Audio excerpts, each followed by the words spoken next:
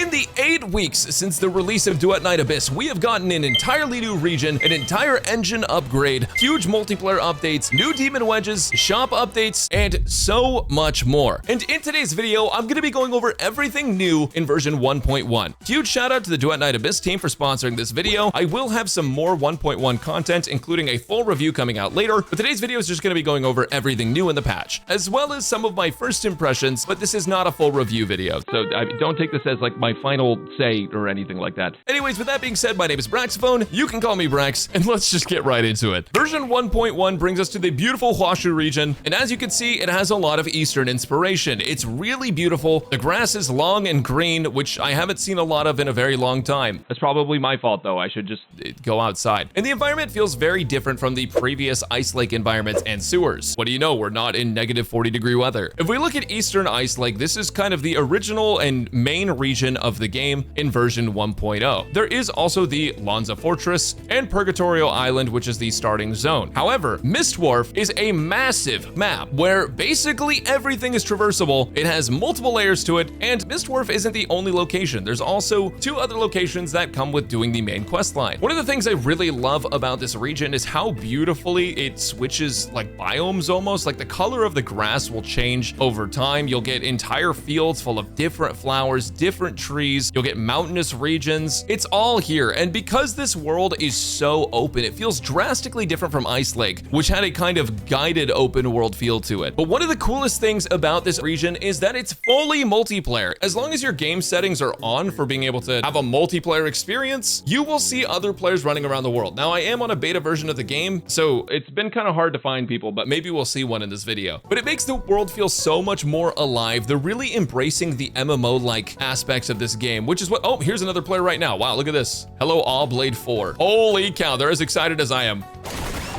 I'm gonna put this down and see if they, oh, I must smell bad or something. I've always really enjoyed games where you can see other people playing it because it makes it feel more like a community and more like there's a whole bunch of people experiencing the same thing that you are. That sense of togetherness is something that I really miss in modern games. Anyways, the Hashu region is really just a gorgeous zone, but it couldn't be this good looking if they hadn't updated the entire engine of the game. I don't know if you've noticed, but the lighting in the game looks significantly better, with shadows casting much better, and overall, just the shading seems much improved. You can see this especially on characters. As you scroll through the character menu, all of them look much improved and more unique. The style of character model looks less like some of the other gacha games we have, and they've embraced a more realistic lighting style. And I'm not sure if they actually did this, but to my eyes, it kind of looks like they dimmed down the cell shading a little bit to make the characters blend a little bit more with the environments that they're in. And in my opinion, it looks really, really good. I'm a really big fan of these lighting changes, and overall, it's just absolutely fantastic. I'm always down for more realism when I'm looking at Berenica's thighs. Even the old environments, including areas like Ice Lake, look much better with this lighting change. It's not as pretty as the new region in my opinion, but there is a level of increase that happened when the lighting changed that made it look just so much better. Also, if you zoom in on a character, you get this depth of field, and it really looks good with the new lighting. Now, as I mentioned before, the new region is fully multiplayer. You can see players all over the place. But in addition to that, they added some new multiplayer functionality, including the ability to team up with other players for boss fights. So if you look at the boss menu, you can see co-op enabled here, and whenever you go over to a boss, I'm not going to teleport because I don't want to wait for load times, but you can actually queue up with other players in order to take these bosses down. The only thing I'd love more than being crushed between Berenica's huge thighs is for these bosses to have actual co-op mechanics in them, because even though you can co-op them, they are still pretty dang easy. But at lower levels, the co-op functionality is going to be massively helpful. They've also made some emotes interactable. Now, this isn't something that I feel like there's a huge functionality for, but it's kind of nice if you have some friends you want to take photos with, because you can just drop an emote here, and if other players want to participate, they can go request to basically pose and flex with you. You don't want to mess with my gang. Jesus Christ. On top of all of that, the Noctoyage missions do look like they are co-opable now. You could still see the party function down here, but they appear to have added co-op functionality. If it's not to every single mission yet, it is at least added to the new ones. As you can see, we have 4 brand new Noctoyage manual missions. And to verify that they are co-op, if you go over to the location where these actually take place, co-op is enabled, so keep that in mind. Speaking of new Noctoyage missions, we got some crazy new demon wedges, and I mean absolutely insane. Look at this. Abyss. Wings Inspo Volition, max sanity, skill efficiency, a reduction to the damage received, and skill damage when skill efficiency is high. This isn't the only one either. They've added a new Resolve wedge that grants Resolve to yourself and allies with a certain max sanity, Wings Inspo Resolve, which has the effect of that other one, but also is a Wings Inspo, plain old Volition here, and two new Feathered Serpents wedges, one that just gives you straight up Resolve, and one that's going to give you straight up skill duration. For your guys' reference, I did actually get some of these blueprints so you can see what it will actually take to make these demon wedges that are so dang strong. For example, the Wings Inspo Volition wedge will take the new Volition wedge that you can make with Pan's Inspo, and it'll also take some Siren's Wings Inspo as well. So you will need to go back and farm some of these blue wedges. It'll also take some skill materials. They are very expensive to make, and ultimately, if you're playing an Animo character as listed here, you will be replacing Wings Inspo eventually. It is a massive damage gain. However, it does have an absurdly high tolerance cost. It's worth noting that these new wedges are for Animo characters, which implies that we'll probably be getting some new wedges for other types of characters as well going forward. Other elements need buffs too, so they're probably going to get some new ones, and they might even have different effects. It's also worth mentioning that these nodes right here are overworld Noctoyager missions. This means that you will basically complete these missions in the overworld, and honestly, it is so nice to not be trapped in a cave somewhere when doing missions. On top of that, they've also made chase missions even better, because before you could only do these 3 times a week and they would drop you some random demon wedge blueprints, but now they are going to actually allow you to choose one of these weekly on top of your demon wedge rewards. So when you accept the commission, you can do it 3 times a week. You get one of these Fox Hunter's Cantos, and after you have gotten that reward 3 times, you should have 15, and you can choose one of these blueprints that you want to specifically get. It's very helpful for me.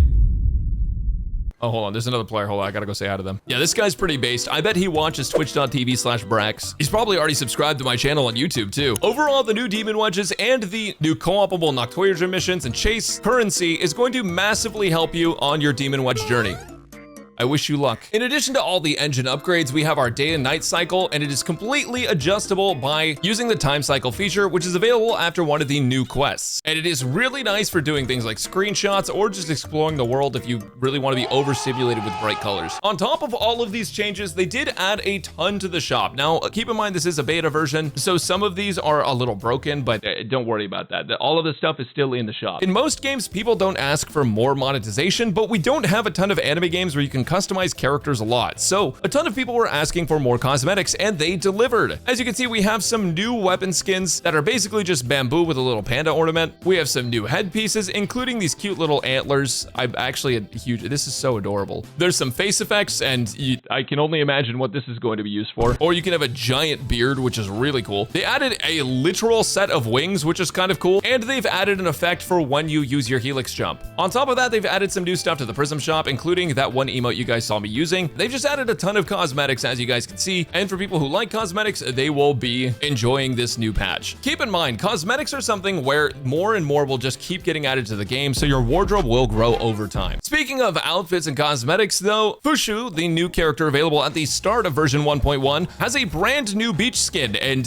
with the new lighting and everything, this looks incredible. If you have an anime goon cave, this is the character and skin for you. The entire thing is fully dyeable, so if you guys like changing up the colors on everything, you can totally do that. In addition to that, every single character has a new skin option aside from just the Virgin Killer or for the men. If you equip it on the men, their equivalent is this suit that looks honestly so sick. Everyone's going to get access to one of these for free when they log into version 1.1. Every single player gets one of these to equip on any character. And in addition to Fushu, there is Kezo as well, but he won't be available till the second half. But he looks super sick, and I can't wait to play him. I'll talk about Fushu in an upcoming video because this one's already running a pretty long time. But all in all, those are most of the new features added in 1.1. There's also been some optimizations and quality of life changes, but everything I talked about was sort of the major stuff. My first impressions of the 1.1 patch, though I've only had about 2 days to try this out, I think this is a huge step in the right direction. In my 1.0 review, I was pretty critical of the game, stating that there was a lot of issues with it when compared with the industry standard of what some other games that are like it are doing. And even now, a lot of those issues still persist. However, in the very first patch of the game, they've addressed a lot of issues that that people had, including one of my personal biggest issues, which was there not being a lot of use for multiplayer and not being able to see other players in the world outside of just that central area. Them leaning more into the MMO-like genre is going to make this game feel a lot more alive, and all of the adjustments they did to the engine make the game a lot more appealing to actually look at. I also think that a lot of the other issues that players have had with this game are definitely being looked at and addressed, but I don't think it's entirely reasonable for every single issue that every player has to be fixed within one patch. I do think the devs truly care about this game and they are committed to making it the best it can be, and as you can see with 1.1, they have made massive upgrades and adjustments to basically everything in the game, so I have faith that they will continue to deliver. But do keep an eye out for my 1.1 review that I'll release later after I've had some time to play the version more. With all that being said, you guys, thank you guys so much for watching. Hit subscribe for more content, and I'll catch you next time.